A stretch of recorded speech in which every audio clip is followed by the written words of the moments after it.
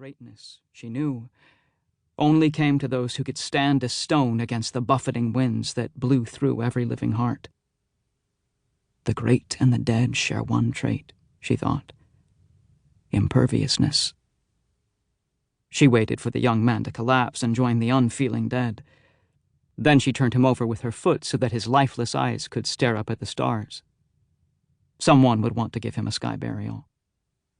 There would be wailing and lamentation, as there always was for her younger targets. But the life of the city would move on, as it must, as she had helped it to do. The Kyrgyz of the Council of 40 had decided that this young noble was a danger to Uztar. But that danger had now been eliminated. Yril did not wonder what danger this young man might have been. That was not her purview. She'd followed him for days through the city's winding streets. He'd only left the gates for close hunts with his cast of falcons, always with different young men and women of the Uztari nobility for company, and a team of valets to serve their wants and needs. And then in the evening he either threw or attended rich dinners and decadent dances. In her youth, Yril had attended such dances too, before she'd found her calling in the Assassin's Guild. Looking down at the dead boy, she wondered how many boys just like him she had killed in her time, whether for debts owed or politics played poorly. She preferred the kills that went like this, quick and smooth and peaceful. The violent endings were the ones that haunted. They suggested a lack of discipline or planning on her part, and she hated to think someone's end could have been made easier had she only worked a little harder.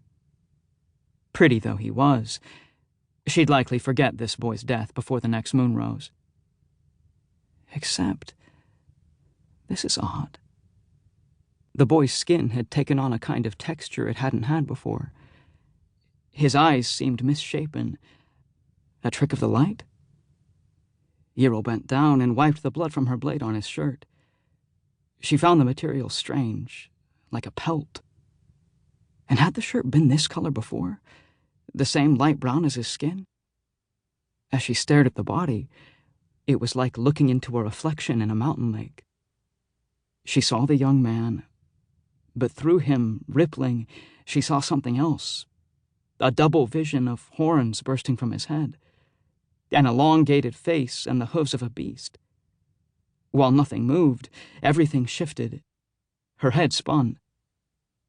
She leapt up and away and poised herself to fight, but what she meant to fight was unclear. She now stood over the dead body of a mountain elk where the young man's corpse had been. You can never plan for everything, she told herself. You've missed something vital, and now you'll pay dearly for your failure. You should see the look on your face, a young man spoke from behind her. She whirled and flung her knife, but he dodged and the blade sparked against the stone and clattered away. He was the mirror image of the noble she'd just killed, or thought she'd killed. He was dressed finely in a black tunic and black pants. His bare arms were brushed with the light golden powder that some hunters wore to mask their scent from prey.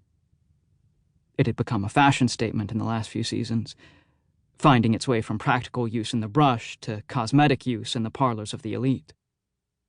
And this young man was certainly one of the elite. If he survived this night, he would be named to the Kyrgyz, one of the Council of 40, and the Council had wanted to avoid that outcome. Yril had never before failed an assignment.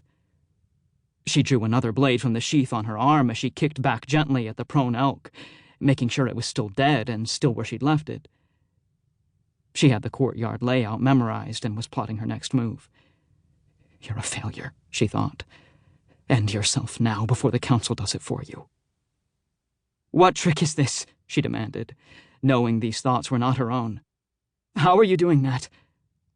I'm not doing a thing, the young lord said, then looked up. It is. A wide-winged shadow drifted in a spiral over the box of sky framed by the courtyard. As it whirled, it lowered, visible only by what it blotted out. It was the largest bird of prey Yril had ever seen. But it was more than its size that rooted her feet to the stones. This bird was darkness itself, oblivion on the wing.